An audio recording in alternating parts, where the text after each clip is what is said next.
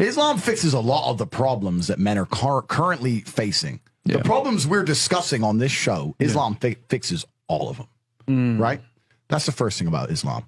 And I'm not a Muslim, right? If I had to choose a religion, I would, because I live in an Orthodox Christian country, I go to the Orthodox Christian church. I donate $20,000 a month to the church in the country I live in. The church in Romania is very powerful, and I like having church friends.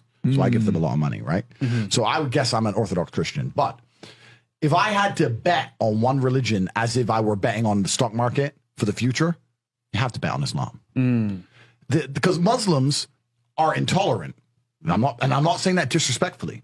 Because if you're tolerant of everything, then you stand for nothing. Yeah. Facts. Christians are so tolerant now, you don't believe it. They have gay pastors that but if the book says don't have, like, what do you believe in now? If you're tolerant of everything, you stand for nothing.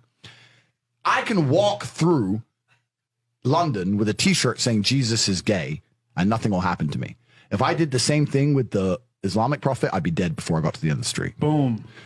That's how much they believe and respect. And I respect people who stick up for what they believe in. Yeah. It's not even about me believing in it. I respect them because they believe and they will defend. Muslims are the only people who will defend their religion. They will defend their beliefs. They refuse to be mocked. They refuse to be insulted. And I respect that about them. I respect that. That's an amazing thing about them, right?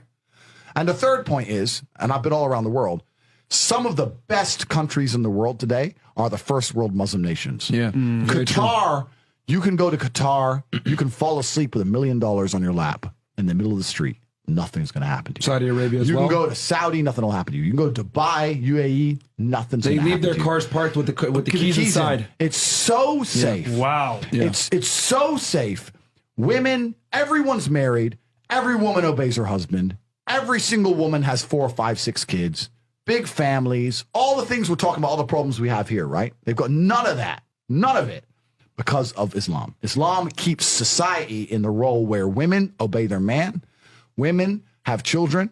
Women have big families. Women are exceptionally happy to do so. Yes. Before some Western girl comes in here and runs her mouth, the Islamic women are happier than any you're going to see in the club tonight. They're very true. They're happy. Society is functioning.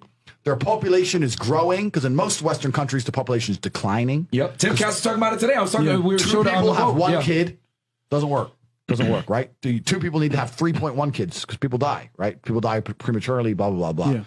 So we have population problems in the West. They have none of the population problems. Society is functioning. And that's what society is. Society starts at the smallest possible group. You have families, and families make a street, and that street makes a village, and that village makes a town, that town makes a city, and that city makes a country.